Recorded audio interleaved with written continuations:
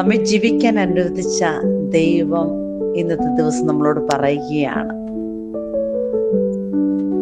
ഹൃദയം തകർന്നവരെ ഞാൻ സുഖപ്പെടുത്തും, മുറിവേറ്റവരെ ഞാൻ വച്ചുകെട്ടും. നിന്നെ തകർക്കുന്ന സാഹചര്യങ്ങളിലേക്കോ വ്യക്തികളിലേക്കോ അല്ല നീ നോക്കേണ്ടത്, മറിച്ച് നിന്നെ രക്ഷിപ്പാൻ കഴിവുള്ള ഒരു ദൈവം. അതേത് പ്രതിസന്ധിയിലാണെങ്കിലും ഏത് പ്രതികൂലത്തിന്റെ നടുവിലാണെങ്കിലും അവിടുത്തെ കരം നിനക്കായിട്ട് നീട്ടും. അവിടുത്തെ കരം രക്ഷിക്കുന്നതാണ്.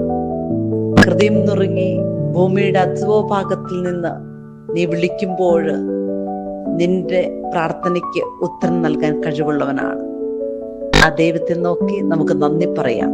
അവിടുത്തെ പരിശുദ്ധ നാമത്തിന് നമുക്ക് മഹത്വം കൊടുക്കാം. കാരണം ഒരു ദിവസം കൂടി നമുക്ക് ജീവിക്കാൻ അനുവദിച്ച നല്ല ദൈവം.